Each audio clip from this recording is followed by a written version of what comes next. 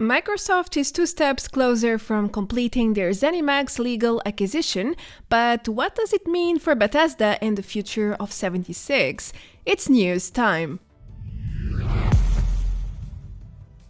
Hello everyone, welcome back to another Fallout 76 video. In this one, I'm going to break through the latest news regarding Microsoft's acquisition of Zenimax, the parent company of Bethesda. I will also go over recent events such as the new subsidiary called Vault, and even an upcoming event where Microsoft is supposed to unveil some of their plans for the future regarding their latest acquisitions. Anyway, I will also go over recent issues on Steam regarding the Atomic Shop, and I will also provide a few bug updates, and even a very interesting player suggestion. So with that being said, let's get started with the juicy details. It has been basically 6 months ever since Microsoft announced their decision to acquire Zenimax, the parent company of Bethesda. Ever since, a complex and extensive legal process has been taking place as to be expected. As a result, a lot of speculation and rumors have emerged over the past months about the future of well-known franchises like The Elder Scrolls, Fallout, and even Doom, and the concern that new titles will become Xbox exclusives are also on the table.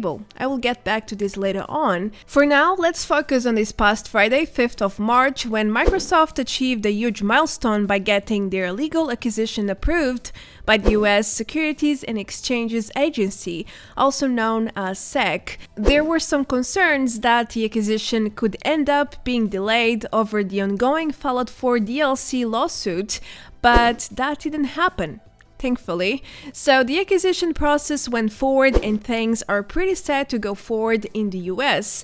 The same cannot be said about Europe. Yesterday, March 8th, the European Commission also accepted Microsoft's legal acquisition of Zenimax, which means the process is now 2 steps closer from being complete. Great news indeed. What's the next step though, you may ask? Well, I'm not entirely sure. According to GameRant, other regions and countries still have to approve the legal transaction. I guess that includes Australia, Hong Kong, and even Japan, all locations where Zenimax has established headquarters over the past years. So far, there are no official statements from both parts, but that's about to change. The gaming media has been reporting on several rumors that hint towards a briefing event this Thursday, March 11, where Microsoft is supposed to talk about Bethesda's acquisition. The event is part of some reporters' coverage schedule already, like Jeff Grubb from Venture Beat. Anyway, there's a lot of conflicted information circulating right now. For example, Eurogamer doesn't think any news regarding upcoming games will be revealed since the event is not a games showcase, while GameRant states rumors indicate that new information on Starfield and The Elder Scrolls 6 is being saved to be shared next Thursday. Is it true though? I think I will have to side with Eurogamer on this one because they are supposed to talk about what the acquisition means, and there are many other pressing matters on the table here, such as if new titles will become Xbox exclusives or not. Now, according to IGN, both Microsoft and Bethesda already confirmed each game will be a case-by-case decision, and Todd Howard even mentioned it's hard to imagine The Elder Scrolls 6 being an exclusive. But you know, anything could happen.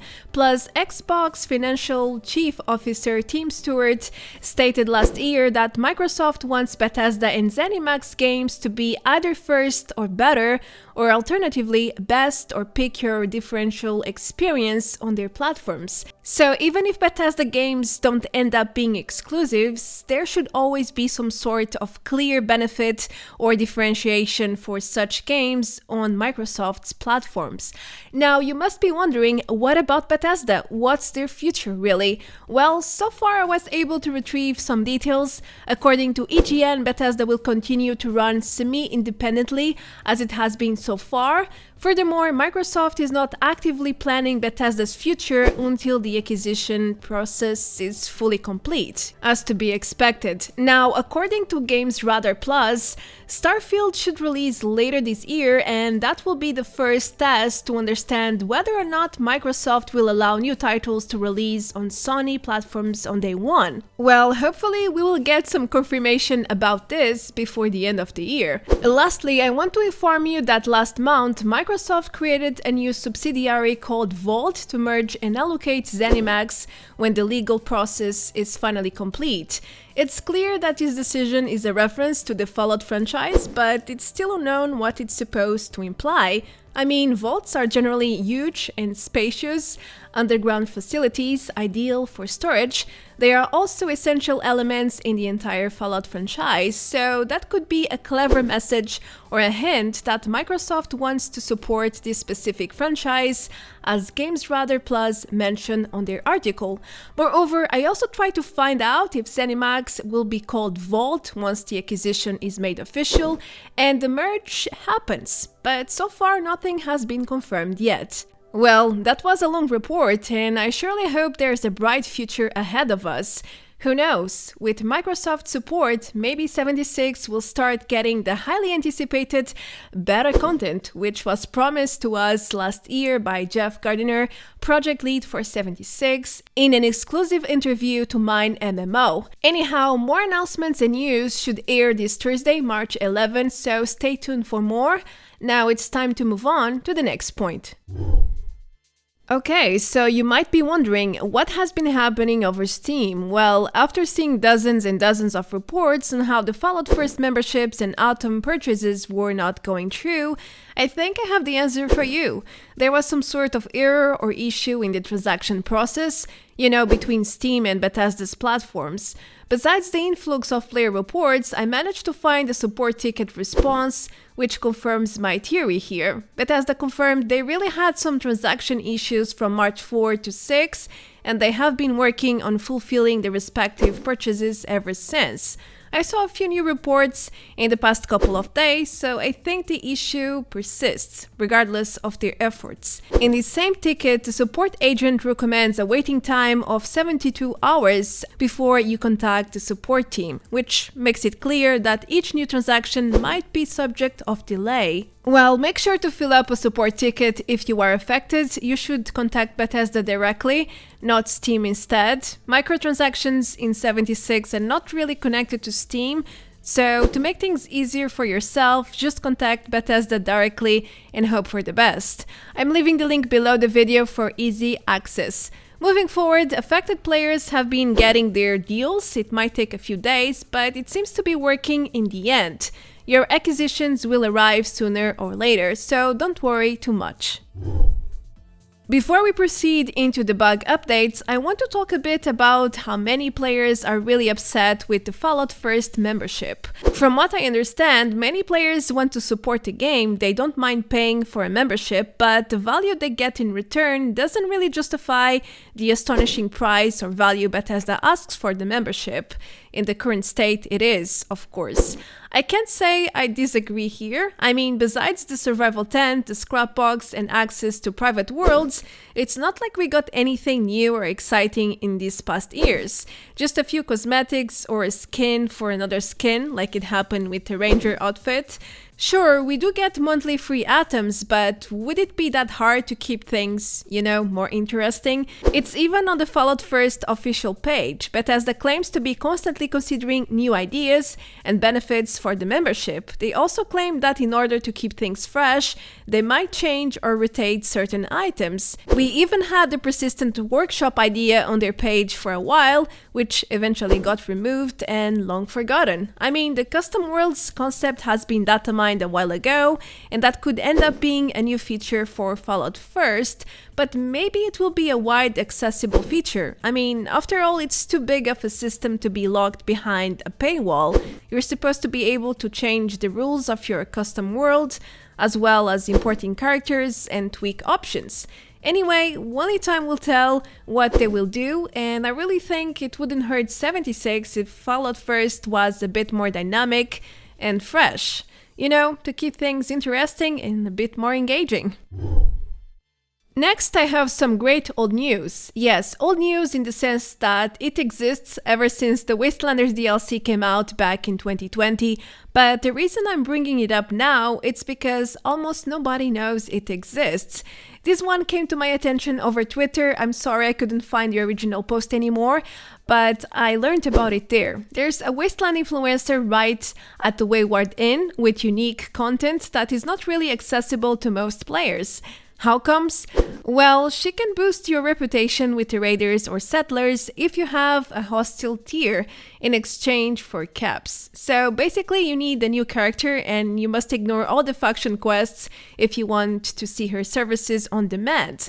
Either by completing the Wayward questline with a new character to access her, since your raider's reputation starts as hostile, or by dropping your settler's reputation by selling the vital equipment item to the raider, but for that you must find a normal raider. It cannot be thieves or blood eagles for this to work. It won't allow you to sell this item to normal vendors. And losing that much reputation in the process takes a while, it takes a few weeks at least. So it's really no surprise that almost no one knew or had a chance to test her services firsthand. Anyway, she is quite expensive. 1,000 caps for some rep? You're better off doing the faction quest lines. It's cheaper and way more engaging, just saying. Alright, now it's time for some bug updates. The first one I have for you is about something I mentioned in my previous news when I talked about the player vendor bug and how items can suddenly disappear from display cases or vendors. As in, they get unequipped and returned to your stash box, just like that, randomly. Well, it seems like there is an explanation for that now. A recent report came to my attention where the players claim that loading into a server where your cam cannot be placed will force all your items in use to go into your stash. Now, I think this might be accurate, first because it makes a lot of sense. If you load into a server without your camp, you still own these items being used, right? They are still yours and they should be accessible somehow. So the system drags them into your stash. The bug here is when you change server and correctly spawn your camp again, the items don't always get dragged into their custom slots, in the display case or in the vending machine. So that's why sometimes your display cases are missing items or some items you had added for sale are now back into the stash. Several players confirmed this bug report is accurate. Someone even mentioned this bug is old and it used to kill tamed pets in the past. No bueno. So my best advice here is to never load into servers where your camp cannot be placed. Simply change servers until you can load properly, or move your camp to a remote area to avoid this type of issue. That's the safest way to go. Another bug that could affect you in a very negative way is when you decide to join Hodr Events. They are totally good to farm experience and, well, to always find one legendary enemy from 1 to 3 stars. The thing is, sometimes when you fast travel to this event, your game can randomly crash, as reported by a few players. However, the problem seems to be within the Ash Heap region mostly. It seems like the event there is crashing players rather often. I tried to test this, but sadly I only encountered a few Hodr events in the forest and in the mire, so no chance for me to test it yet in the affected region. Anyway, Bethesda took interest in this report and asked for more details to investigate the issue even further. Next, we have another recently discovered bug, which is about the Overseer's questline. Apparently, one of the holotapes is not properly spawning in Morgantown during final departure. On the other hand, if someone gives you the respective holotape, it's still possible to progress with the mission. The problem is, if you get bugged and you have nobody to assist, you're kinda stuck. Anyway, a community manager asked for the ticket number to possibly escalate the issue and get it fixed as soon as possible. After all, this is a main quest bug that could quickly define a new player's decision on whether to keep playing or to simply quit because they are now stuck. So getting this one fixed as soon as possible is definitely a great idea. To finish off, I want to show you a strange bug I discovered a few days ago. It's when players suddenly become sort of invisible or see-through. It's really weird. Sometimes you can see the players, but other times it's like they are perfectly camouflaged with the environment. You know, chameleon skills.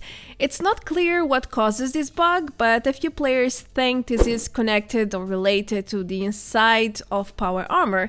So maybe this is another visual bug like the Slenderman variation bug, which is also related to power armor. You know, where a character's body gets so messed up that you start wondering if it's human anymore. And as you should know, it happens when someone is inside of power armor too. Things can get really disturbing at times, just going to leave it there. But I think you probably know about that already, don't you? Have you ever fast traveled to a camp just to watch it fall over you, as if the camp just got destroyed? Well, I saw it a few times lately and thankfully I got it recorded this time. Even the sound was on point, except the camp was intact. Yeah, really weird, isn't it? I think when the server takes a long time loading a camp, it can assume it's destroyed for whatever reason, which triggers the respective animation and sound effects. Yeah, pretty weird. Anyway, that's it for now. I hope I could keep you up to date with everything Fallout 76. Expect a lot more news coming this Thursday, especially from Microsoft's part. Well, I am Marta Branco, thanks for watching, and don't forget to leave a like and comment below to let the algorithm know you enjoyed the content. Thanks in advance, and also a huge thanks to all my supporters, you guys are the best. As for me, I will see you all in the next video. Until then, take care, adios, bye bye!